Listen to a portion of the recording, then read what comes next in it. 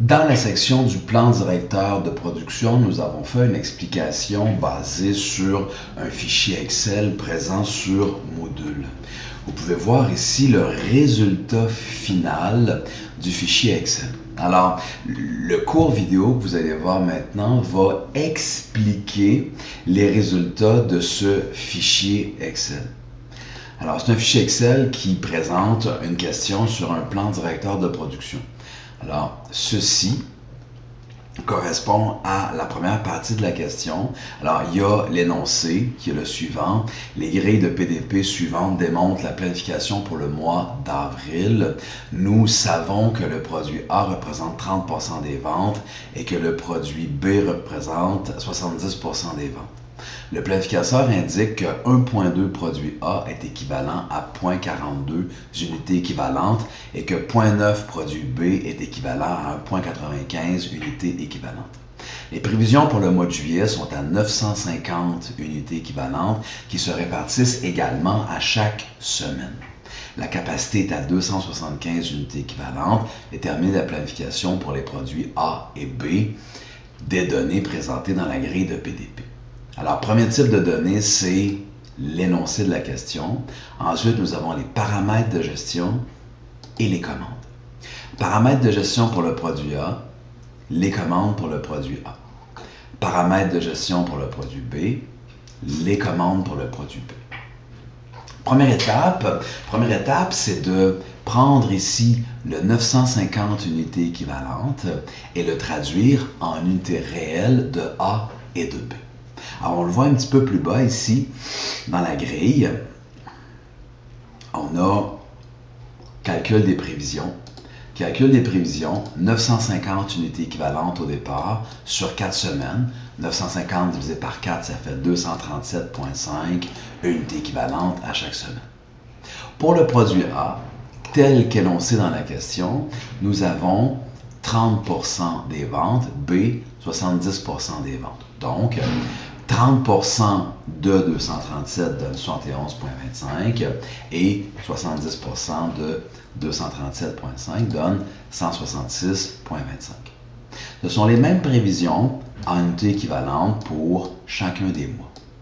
Il serait possible que dans l'énoncé, on dise qu'il y a une saisonnalité, que la semaine 3 représente 30% ou 40% de l'ensemble des ventes et que le reste est réparti également sur les autres mois.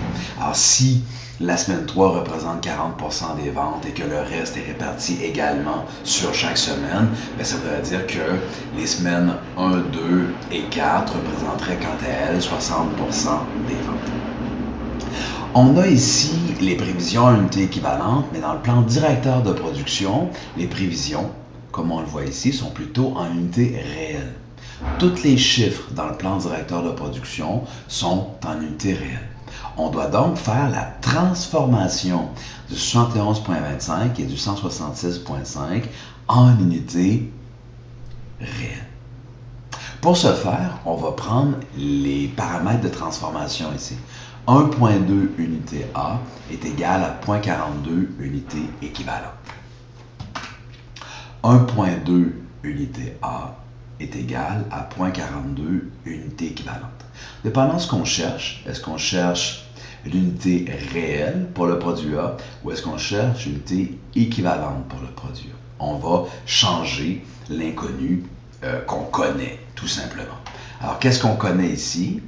Si on revient dans nos prévisions, on sait qu'on a 71,25 unités équivalentes de produit A par semaine. Alors, si je prends ma calculatrice, qui est ici, et ma présentation, alors je remplace le Y par 71,25. Ce qui me fait donc, et je cherche le X ici. Alors, ce qui fait donc 1.2 fois 71,25 divisé par 0.42. Ça va me faire le nombre d'unités réelles de produits A. C'est une simple application de la règle de 3. Donc 203,57. Et si je reviens dans Excel, effectivement, 203,57, c'est ce que j'ai trouvé. 71,25 fois 1,2 divisé par 0,42. Je fais exactement la même procédure pour transformer le 166,25 unités équivalentes de produit B pour obtenir 76,73 unités réelles de produit B. J'utilise quel facteur? Le facteur ici. 0,9B est équivalent à 1,95 unités équivalentes. Les chiffres que j'obtiens, 203,57 unités réelles de A, je les mets dans ma ligne de prévision. Le chiffre que j'obtiens, 76,73 unités réelles de B, je les mets dans ma ligne de prévision. J'ai donc toutes mes données, paramètres de gestion, prévision et commande pour le produit B, et la même chose pour le produit A. Paramètres de gestion, prévision et commande pour le produit A. Ce sont les données nécessaires à la fabrication du plan directeur de production. Ensuite, la question qu'il faut que je me pose, c'est, parfait, je sais que ma capacité est à 275 unités équivalentes par semaine. 275 unités équivalentes, ça représente quoi exactement? La section qu'on voit ici, c'est les tests. Alors, 275 unités équivalentes par semaine, ça dit, bon, c'est la section plutôt ici, dans les tests. Calcul de capacité, les tests. Alors, capacité de 275 unités équivalentes, tout le temps. Si le 275, je le mets juste sur le produit A, ça me fait 785,71 unités réelles de A. Je sais que, comme le produit A, je vais le fabriquer par lot de 57 unités, 785 unités, 785 divisé par 57, ça me fait dans le fond 13 lots de produits A que je pourrais faire dans la même semaine, tout en respectant la capacité. L'exemple 2 ici, de gestion de capacité, ça me dit, bon, j'ai toujours 275 de capacité, mais là, je choisis de ne pas faire de produit A. Et je mets toute ma capacité sur les produits B, 275. Alors, 275, si je transforme ça en unité réelle, ça me fait 126,92. Alors, je peux faire combien par lot de produit B? 41. Alors, 126,92 divisé par 41, ça me fait 3 lots de produits A par semaine, de produits B par semaine que je peux faire au maximum. Avec ces indices-là, je sais que je peux faire 785 en une semaine de produit A et 126 en une semaine de produit B. Alors, si je retourne dans mon plan directeur de production, je vois que dans ma réception planifiée, jamais je fais au-dessus de 785. Non seulement je ne fais jamais au-dessus de 785 en une seule semaine, 114, 228, 228, 171, mais je vois que la somme de ça, c'est à peu près 785. Donc, en une semaine, j'ai la capacité pour faire à peu près l'ensemble.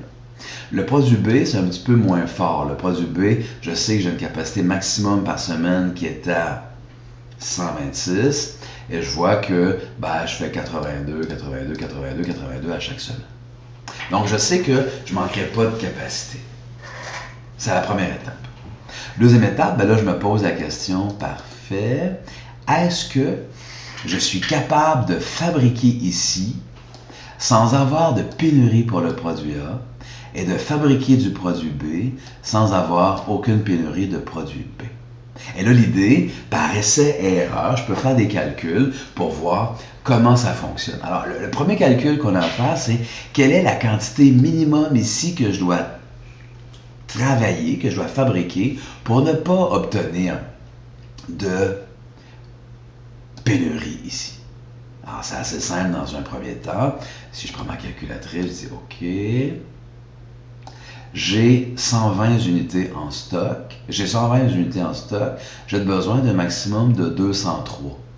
Alors, 203,6 moins 120 unités en stock, j'ai besoin de 83 au minimum à la semaine numéro 1. Alors, j'ai besoin de 83 au minimum ici. J'ai des lots de 57 et c'est pour ça que je fais 2 lots de 57 à 114.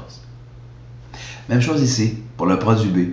J'ai 47 unités de produit B au début, j'ai besoin de 85. Alors, 85 moins 47, j'ai besoin de 38. Je fais des lots de 41. OK, ça a l'air cool. Si je fais un lot de 41, je vais avoir assez de stock pour pouvoir répondre à ma demande. Mais je fais pourtant 2 lots de 41. Pourquoi? Parce que je ne serais pas capable de répondre à mon stock de sécurité qui est à 41. Alors, si je fabrique 41, que je rajoute à mon stock initial de 47 et que je lui enlève la demande de 85, il m'en reste 3. Alors 3, je ne suis pas en pénurie, mais 3, je suis bien en dessous de mon stock de sécurité. On m'a dit, OK, je vais fabriquer 2 lots de 41.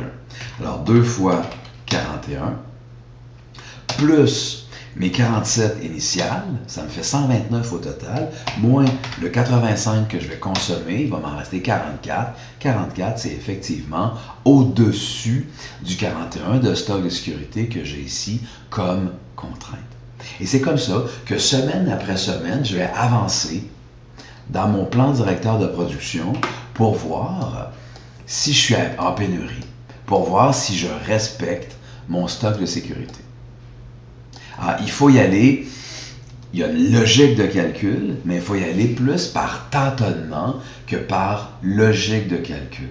Parce que c'est par essai-erreur qu'on va balancer le produit A avec le produit B pour que jamais, dans ma capacité, je sois au-dessus de mon 275.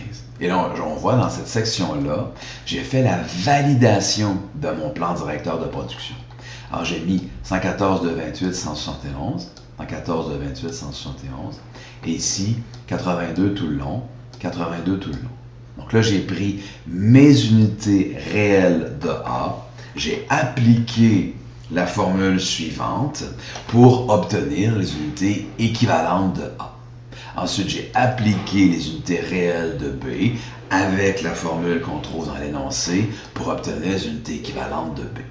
J'ai additionné les unités équivalentes de A et B pour démontrer que dans aucune des semaines de mon mois, je suis au-dessus de 275 unités équivalentes de ponction en capacité.